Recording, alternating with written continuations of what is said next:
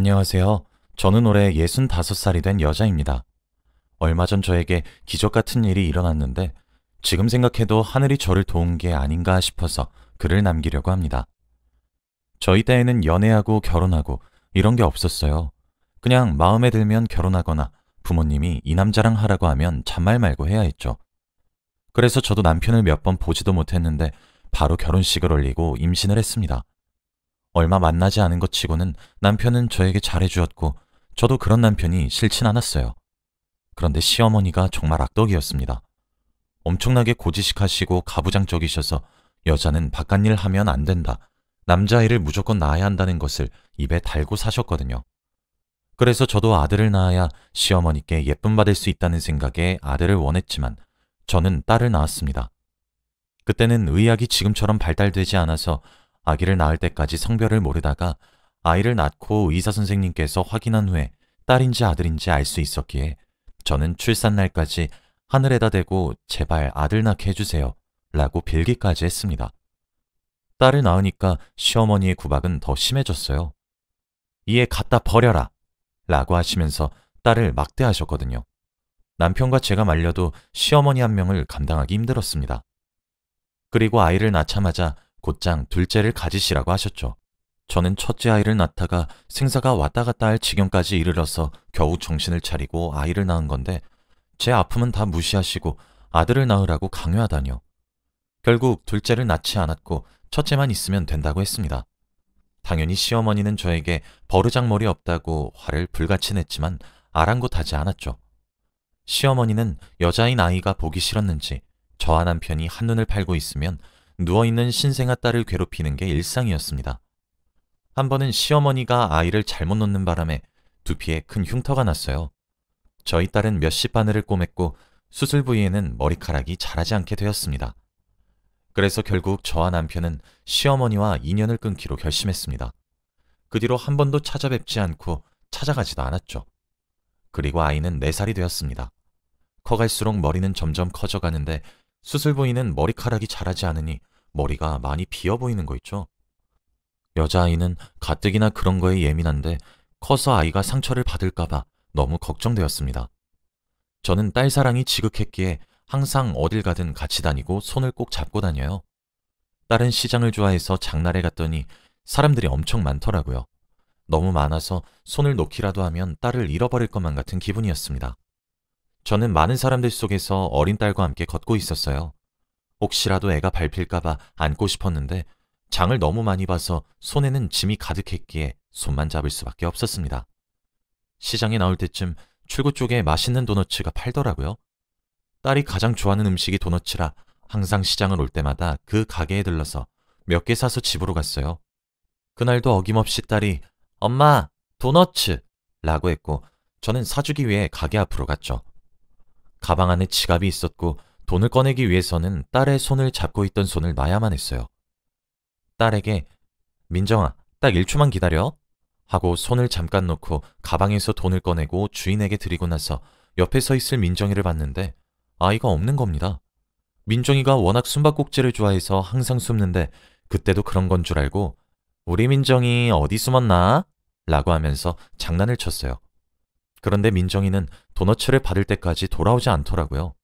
그때 이건 숨바꼭질이 아니라는 생각이 들었고 많은 인파 속에서 민정이 이름을 외치며 아이를 찾아다녔습니다. 그런데 이미 제 시야에서 사라진 민정이는 다시 돌아오지 않았죠.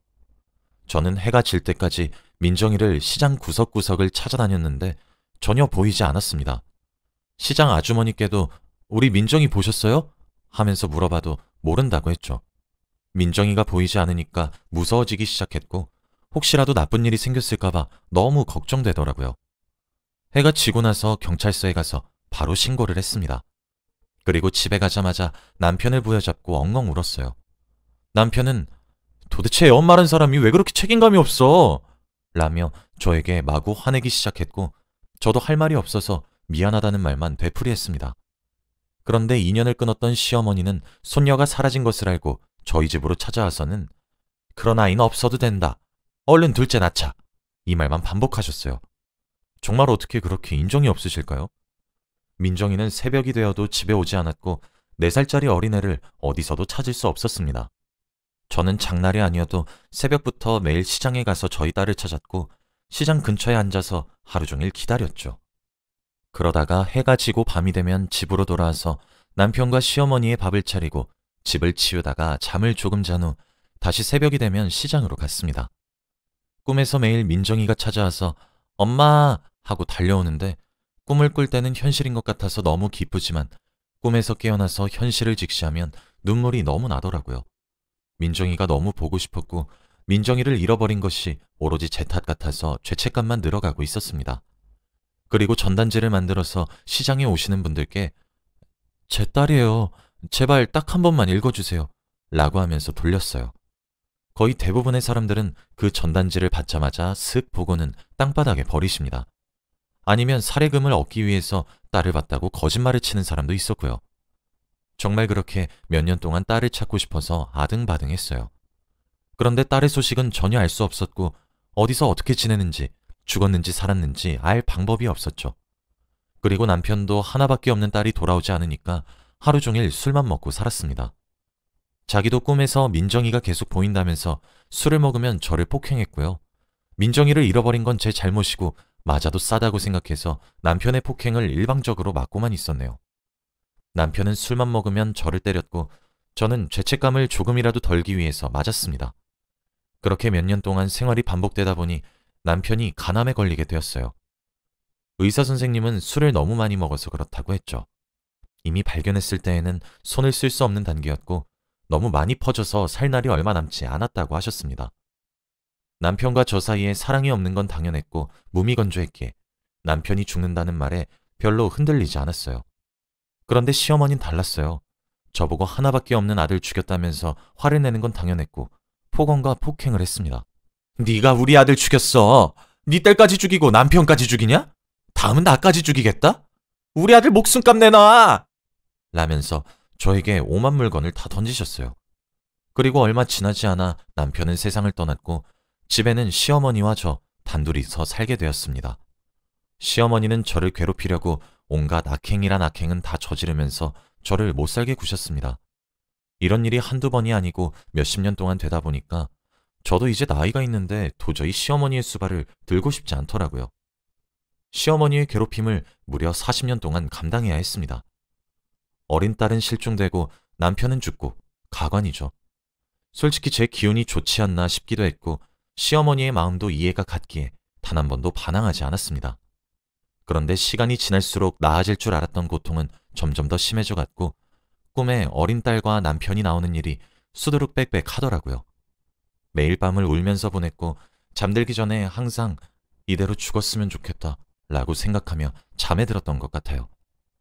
제 나이가 60살이 되니까 죽는 게 두려워지지 않았거든요. 40년이 지나도록 딸에 대한 소식이 없으니까 딸이 죽었다고 생각했던 것 같습니다. 그리고 평소처럼 시어머니의 구박에 시달리던 어느 날이었어요. 시어머니의 잔소리를 들으며 시중을 들고 있었는데 어머니께서 갑자기 쓰러지신 겁니다.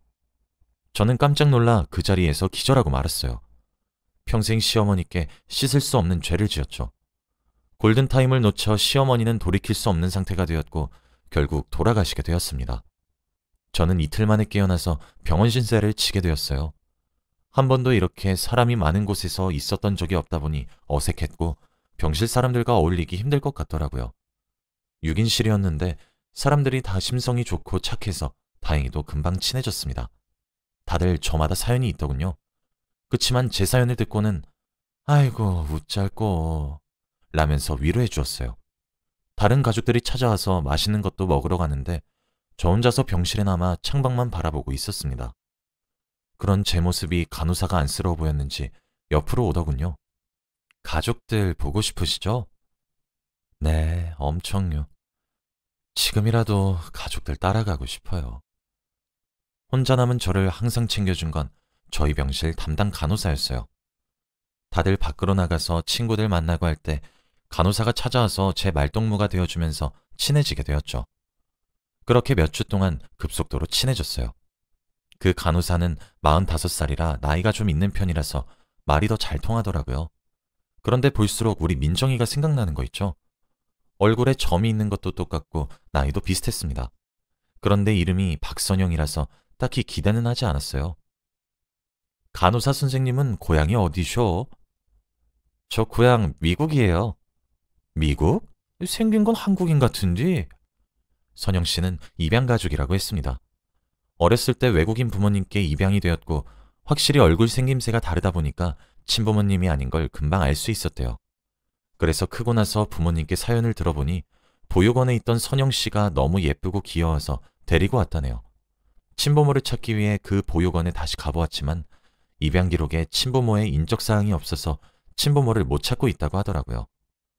미국에서 간호사로 일하다가 한국에서 부모님을 찾기 위해서 한국 병원에 간호사로 들어왔다고 합니다. 선영 씨는 친부모가 자신을 버렸다고 생각하고 있더군요. 도대체 어떤 대단한 사람이길래 저를 버렸을까요? 저 버리고 잘 살고 있겠죠? 라며 말을 하더라고요. 아이고, 부모가 어떻게 자식을 버리나. 그래도 부모인디. 아니요. 40년이 지나도 아직까지 찾지 않는 거 보면 확실한 것 같아요. 빠른 시일 내에 찾으려고 한국 오자마자 DNA 등록했어요. DNA? 그게 뭐셔? 어머, 환자분, 그거 안 하셨어요? 딸 찾으신다면서요. 그거 해놓으면 나중에 더 쉽게 딸 찾으실 수 있을 거예요. 선영 씨가 알려주신 거는 DNA를 채취해서 그걸 등록해 놓으면 자식을 찾을 수 있다고 했고, 저는 덕분에 바로 등록을 했네요. 요즘 이걸로 잃어버린 자식이나 부모를 찾는 사람들이 많다고 했습니다. 솔직히 저는 그때 민정이가 죽은 줄 생각하고 있었고 장례라도 제대로 치르고 싶어서 등록을 한 겁니다. 그치만 연락은 오지 않더라고요. 그리고 저는 약 2달간의 병원 생활을 끝내고 퇴원을 할 날이 왔어요. 선영 씨와 이야기를 하면 시간 가는 줄도 몰랐고 재밌었는데 앞으로는 어떻게 살아가야 할지 막막한 거 있죠. 이제는 가족이 한 명도 없었기에 저 혼자 해야 했거든요. 제 퇴원날 선영 씨가 데려다 주겠다고 말을 해주었고 병원 건물 입구까지 데려다 주었어요. 그런데 갑자기 선영 씨가 신발끈 풀리셨네요. 묶어드릴게요. 라고 하더라고요. 늙은이 허리 안 굽어진다면서 젊은 자기가 하겠다며 구부려 앉아서 신발끈을 묶어주는데 갑자기 선영 씨가 늘 쓰고 계시던 모자가 툭 하고 떨어졌습니다.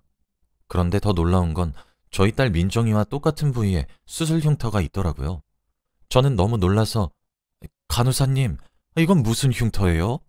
라고 물어보니까 어릴 때 생긴 거래요. 저도 잘 몰라요. 라고 했습니다. 설마 하고 생각을 하기 시작했어요. 선영 씨는 머리의 흉터가 너무 커서 콤플렉스가 되었다고 하더라고요. 그래서 다들 쓰지 않는 모자를 혼자서 쓰고 있다고 했죠. 저는 그때부터 선영 씨가 혹시나 잃어버린 민정이가 아닐까라는 생각을 조금 했던 것 같아요. 그리고 집으로 돌아와서 보니 좁은 집이 혼자만 있으니까 너무 커 보이더라고요. 그동안 먼지도 많이 쌓였고 시어머니와 남편의 물건이 가득했습니다.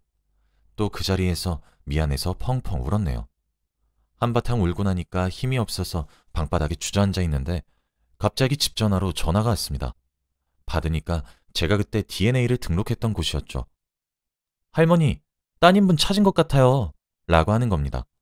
저는 너무 놀라서 신발도 제대로 신지 않은 채로 버스를 타고 그곳으로 갔어요. 도착해서 전화하신 분을 찾았는데 여기 검사 결과지고요. 따님분에게도 연락을 드렸으니까 곧 오실 거예요. 여기서 조금만 기다리세요. 라고 하더라고요.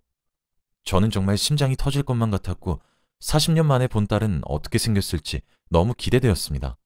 첫마디로 어떻게 해야 할지 고민이 되기도 하면서 내 딸이 아니면 어떡하지 등등 정말 많은 생각을 했네요. 그렇게 한 30분 동안 기다린 것 같아요. 그때 검사해 주시는 분께서 한 여자를 데리고 왔는데 할머니, 따님분이에요. 라고 하더라고요. 그 여자의 얼굴을 보고 저는 정말 충격을 받았습니다. 바로 선영 씨였거든요.